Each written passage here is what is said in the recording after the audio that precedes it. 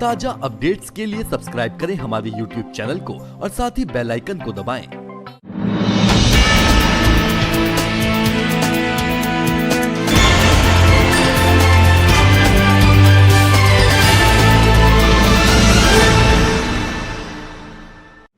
कांग्रेस मुख्यालय में नवनियुक्त उत्तराखंड प्रभारी देवेंद्र यादव ने मौजूदा सरकार में मुख्यमंत्री त्रिवेंद्र सिंह रावत का इस्तीफा मांगा।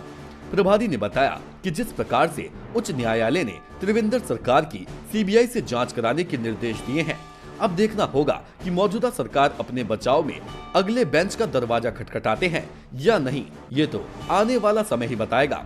वहीं कांग्रेस प्रभारी ने बताया कि जब तक देश की प्रतिष्ठित एजेंसी सीबीआई की जांच सामने नहीं आ जाती, तब तक सीएम को अपने पद से नैतिकता के आधार पर तत्काल इस्तीफा दे देना चाहिए।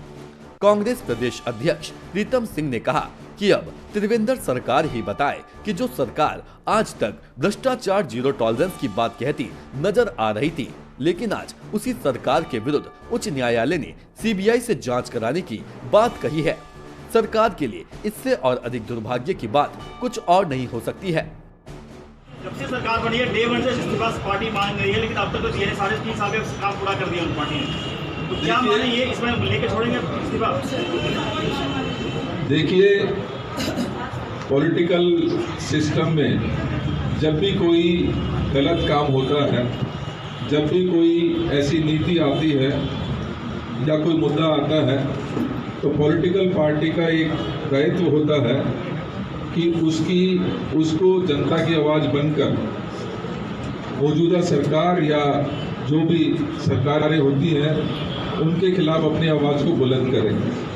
और हम लगातार पिछले 3.5 साल में मौजूदा सरकार की नाकामियों को उजागर करते हुए उनके खिलाफ चाहे धरने हो, रोड पर हो, विधानसभा में हो, पीसीसी की तरफ से हो, विभिन्न सामाजिक संगठनों के जरिए हो, हम पूरी तरीके से मजबूती के साथ वो उठाते हैं।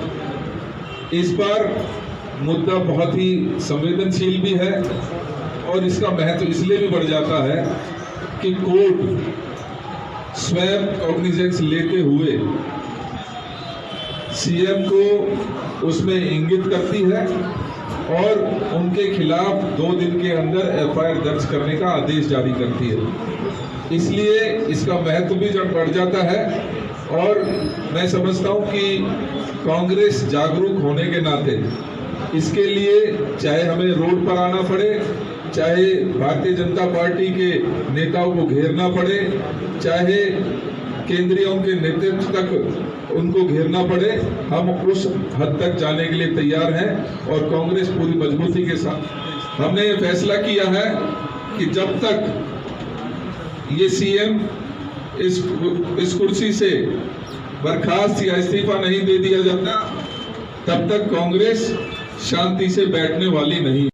राष्ट्रद्रोह का मुकदमा और एफआईआर दर्ज की थी, उसे न्यायालय क्वेश्चन करता है और मुख्यमंत्री जी पर जो गंभीर आरोप लगे हैं, उन आरोपों की जांच के लिए उन्होंने सीबीआई को निर्देशित किया है। और मैं समझता हूं कि प्रदेश के मुख्यमंत्री पर जो भ्रष्टाचार के आरोप लगे हैं, जिनको हम लगातार उजागर करते रहे, निश्चित रूप से नैतिकता के आधार पर मुख्यमंत्री जी को त्याग पत्र दे देना चाहिए। देहरादून से श्रमिक मंत्र के लिए स्टोरी हेड आलोक शर्मा की रिपोर्ट। पत्रकार उमेश शर्मा द्वारा नैनीताल हाईकोर्ट में दायर याचिका पर कल कोर्ट द्वारा पत्रकारों पर दायर मुकदमे में एफआईआर निरस्त करते हुए पूरे मामले की सत्यता जानने के लिए सीबीआई को नए सिरे से एफआईआर दर्ज कर मुख्यमंत्री पर लगे आरोपों की जांच के आदेश दिए, जिसके बाद विपक्ष ने हमला करते हुए मुख्यमंत्री से नैतिकता के आधार पर इस्तीफे की मांग की है। इस पूरे प्रकरण पर सरकार व भाजपा की ओर से अपना पक्ष रखते हुए बीजेपी कार्यालय पर एक प्रेस वार्ता का आयोजन किया गया, जिसमें पार्टी के मुख्य प्रवक्ता व विधायक मुन्ना सिंह चौहान ने विपक्ष पर राजनीति करने का आरोप लगाते हुए कहा कि कोर्ट द्वारा जो फैसला दिया गया है वो अनोखा है। मैं कोर्ट का सम्मान करता हूं, पर फैसले की निंदा करता हूं। इस पूरे मामले में अभी तक ना तो कोर्ट द्वारा मुख्यमंत्री को कोई नोटिस दिया गया है और न ही उनको सुना गया, जबकि शिकायतकर्ता द्वारा दिए गए साक्ष्यों को शिकायतकर्ता ने स्वयं गलत माना है। उसके बावजूद भी जो आदेश कोर्ट द्वारा दिए गए उसके खिलाफ मुख्यमंत्री की ओर से SLP दायर की गई है। दीक्षित जी, फिर तो आप रोज कहेंगे कि 11 के 11 मिनिस्टर और पूरा कैबिनेट और सरकारी अधिकारी रोज मिसाल ही पेश करें, काम धाम करना छोड़ दें। मिसाल पेश करने के लिए जब हम मॉरल स्टैंडर्ड्स बोलते हैं किसी चीज को, जरा गौर करिएगा, या नैतिकता बोलते हैं, तो ध्यान रखिए नैतिकता और मॉरल स्टैंडर्ड को भी कॉन्स्टिट्यूशनल और लीगल प्रोपराइटी के दायरे में ही तौलना पड़ता है। हाँ, लीगल प्रोपराइटी, कॉन्स्टिट्यूशनल प्रोपराइटी का कहीं उल्लंघन होता है तब मॉरल स्टैंडर्ड्स की बात आती है। It is very bad in law. ये तथ्यों से परे हैं। जो लीगल प्रक्रिया है मुख्यमंत्री जी को सुना तक नहीं गया, और जो शिकायत करता है उसने जब पुलिस ने जांच की तो उसने जब उनके झूठ पकड़ा गया, शिकायतकर्ता का जब झूठ पकड़ा गया तो उसने जो है फिर अपनी जान बचाने के लिए, चमड़ी बचाने के लिए हाई कोर्ट में फिर इस बात को एडमिट किया कि मैंने ये जानकारियां गलत दी थी।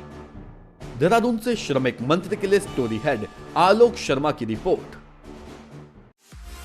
DD College Dehradun. Admission open for academic session 2020-2021. Course available BSc in Computer Science, Agriculture, PCM or CBJET, MSc Physics, MSc Chemistry, MSc Mathematics, BBA, BCom Honors, MCom, BA, MA English, MA History, PG Diploma and MA in English, B.Ed. DD college में अब college courses के साथ ही defence, medical, engineering और government sector exam की preparation भी होती है। चले DD कॉलेज की ओर, पाए एक सुनहरा भविष्य।